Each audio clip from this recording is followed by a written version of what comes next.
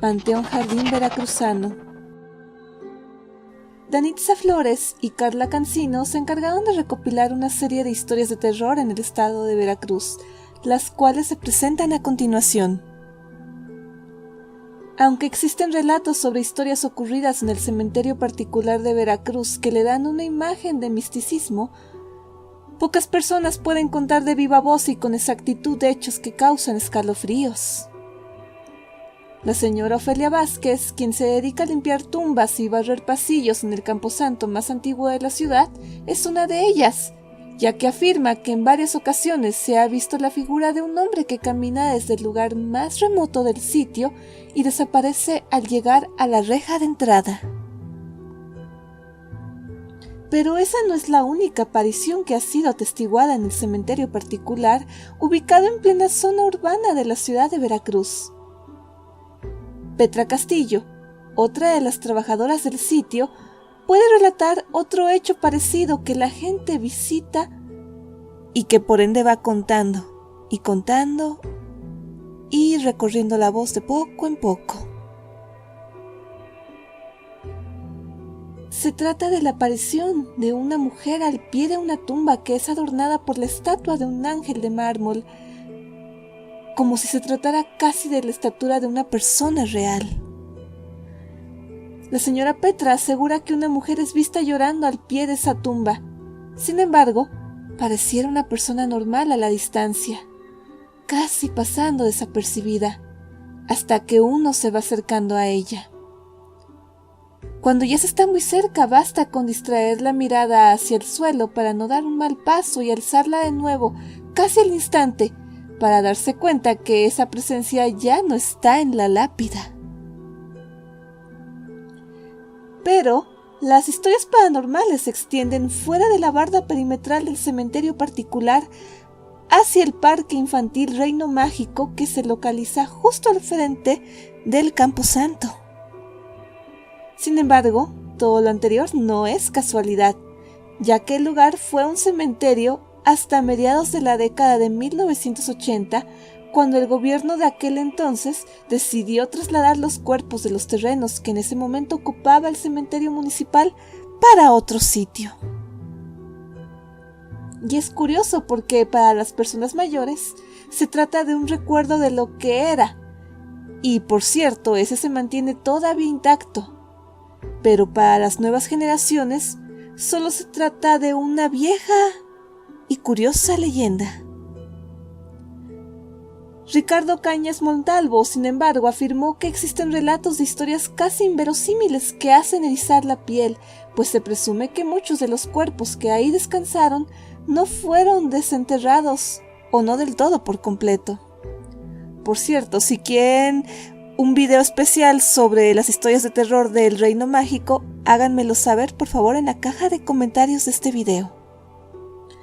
Pero retornando al punto, una de las historias que se afirman como verídicas ocurrió en los primeros años de la construcción del parque infantil. El lugar cerraba a las 6 de la tarde y los empleados tenían que revisar todo el sitio para verificar que la gente hubiera salido.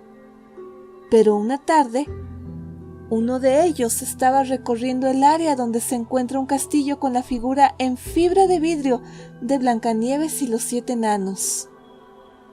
Cuentan que el hombre escuchó voces y cuando preguntó que quién estaba ahí, la figura de la muñeca en tamaño real le contestó que ellos, mientras se movían hacia él junto con las otras 7 estatuas. El hombre huyó despavorido y contó lo sucedido, pero nadie le creyó, y hubo quien afirmó que de hecho estaba ebrio. Pero lo curioso fue que 3 días después murió, aparentemente del susto. Fue así que el hecho llamó la atención y la versión sobre los hechos paranormales comenzarían a creerse como reales. El Panteón de Belén. El Panteón de Belén, ubicado en Guadalajara, es un lugar lleno de historia y misterio.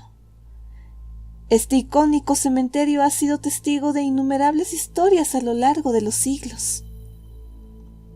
El Panteón de Belén, originalmente conocido como Panteón de Santa Paula, Fue construido en el año de 1848 por el arquitecto Manuel Gómez Ibarra a solicitud del obispo Diego de Aranda y Carpinteiro. El cementerio fue diseñado en estilo neoclásico y está dividido en 2 patios. Uno de ellos es el patio de Santa Paula y el otro es el patio de San Francisco. Pero el patio de Santa Paula es el patio más antiguo del Panteón de Belén y en este se encuentran las tumbas de algunas de las personas más importantes de la historia de Guadalajara, incluyendo al propio Diego de Aranda y Carpinteiro, el general Pedro Moreno.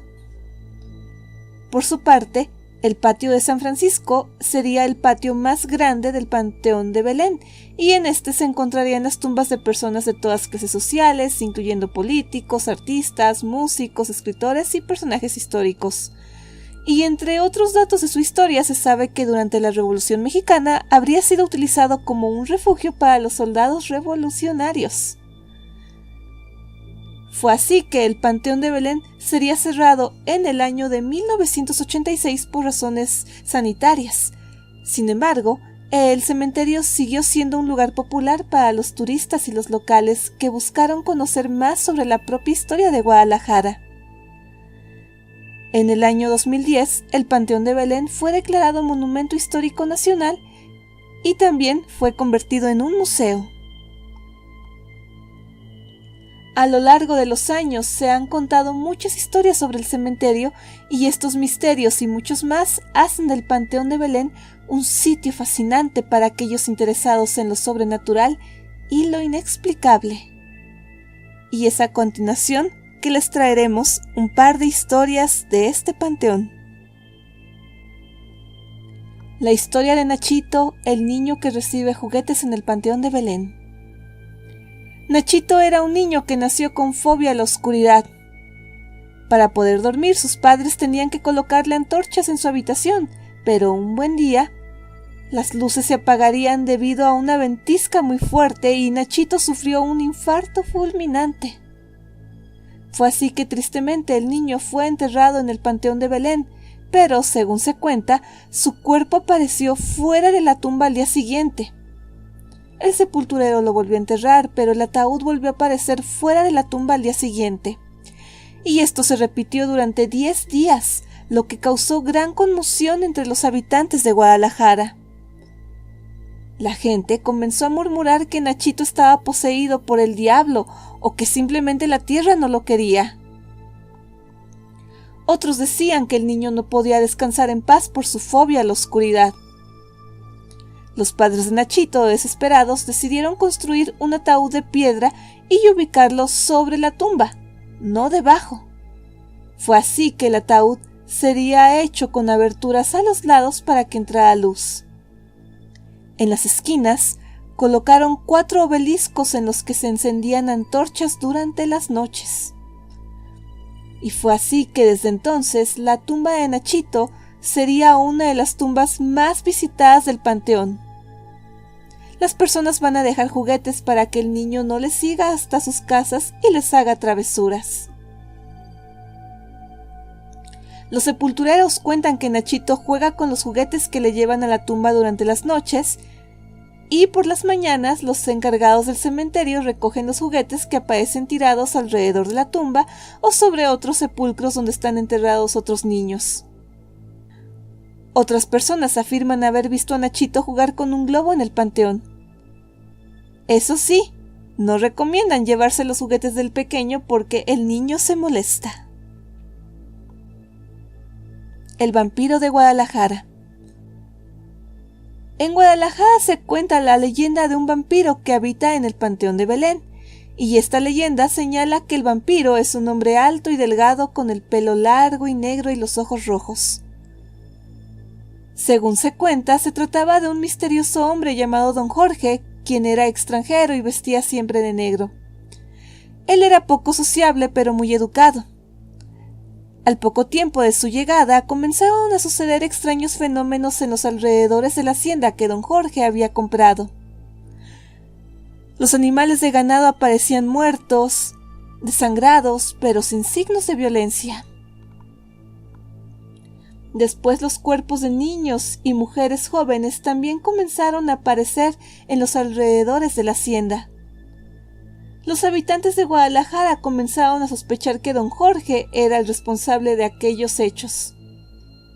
Una noche, los gritos de una joven atrajeron a los pobladores, y cuando llegaron a la escena, encontraron a don Jorge prensado al cuello de la muchacha. Los pobladores lo persiguieron y lo atraparon. Don Jorge fue llevado al Panteón de Belén, donde le clavaron una estaca de madera en el corazón, y mientras lo hacían, el hombre juró vengarse. Una vez muerto, don Jorge fue puesto en un ataúd y enterrado. Meses más tarde, la estaca se convirtió en un árbol, cuyas raíces abrazan la tumba del vampiro. Según la leyenda, cuando el árbol se seque o se caiga, el vampiro despertará de su sueño y se vengará de los descendientes de quienes lo persiguieron y acabaron con él.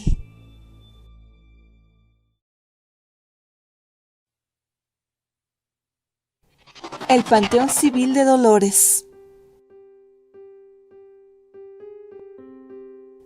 De acuerdo con Eric Pinedo, en esta ocasión su investigación se abocó a la investigación del Panteón de Dolores, que es el cementerio civil más grande, antiguo y emblemático de la Ciudad de México. Esta joya histórica de 240 hectáreas fue fundada el 13 de diciembre de 1875, entre la segunda y tercera sección del bosque de Chapultepec. Tenía el propósito de permitir el cierre de otros panteones de la capital para resolver un problema de sanidad y terminar con el monopolio del clero sobre los asuntos funerarios, que era una posibilidad abierta gracias a la reciente promulgación de las leyes de reforma. Fue hasta el año de 1882 que en el Camposanto se abrieron las puertas a difuntos y dolientes, compuesto por 23 lotes exclusivos como el de la Rotonda de las Personas Ilustres, destinado a quienes han realizado grandes proezas en favor de la patria. Entre las personalidades que yacen aquí están Ignacio Manuel Altamirano, Emma Godoy, José María Pino Suárez, Agustín Lara, Ramón López Velarde, Rosario Castellanos, Dolores del Río, entre otros. Pero además de estos personajes y otros 600 entierros, el Panteón de Dolores también está repleto de leyendas que se han acumulado a lo largo de sus casi 150 años de historia. Y estos son los relatos de los que no se ha logrado salir del plano terrenal y además cuyos protagonistas, o mejor dicho, sus almas, aún penan entre las lápidas de este cementerio. El soldado Figueroa. Los cuidadores del Panteón de Dolores tienen una costumbre que se mantiene viva, que es la de limpiar la tumba del soldado Andrés Figueroa, quien murió a los 54 años. Se cuenta que su fantasma sale a rondar el cementerio para cuidar los sepulcros de cualquiera que intente profanarlos y usar su contenido en brujería.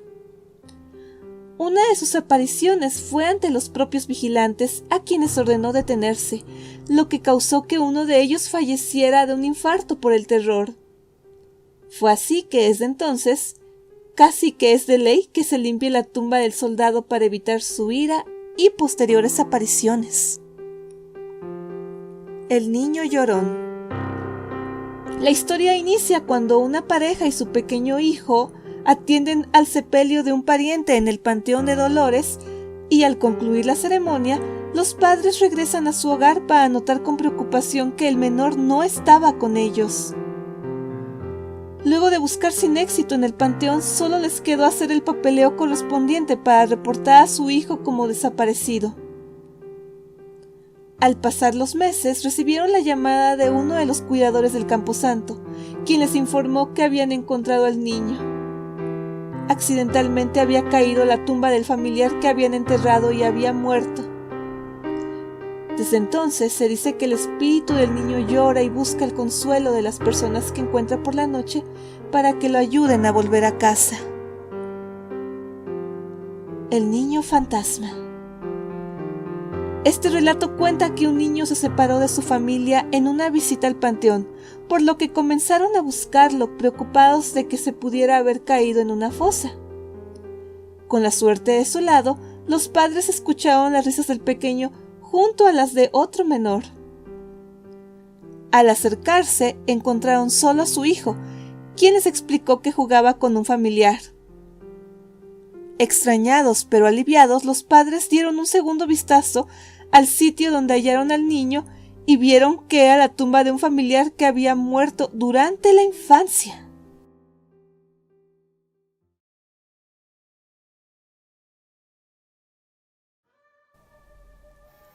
Mi estimada audiencia, espero que esta recopilación de historias de terror de algunos de los panteones más famosos de México haya sido de su interés. Y si este video fue de su agrado, les agradecería muchísimo que lo apoyen dándole pulgar arriba, que lo comenten y que compartan este material con todos sus contactos en sus redes sociales. Y ya que andamos en esas, síganme en mis propias redes sociales que van a aparecer en pantalla en estos momentos. Suscríbanse a este espacio y denle clic a la campanita para que YouTube les notifique cuando subo un nuevo video. Esperando de todo corazón que tengan muy dulces pesadillas y grandes satisfacciones. Hasta la próxima.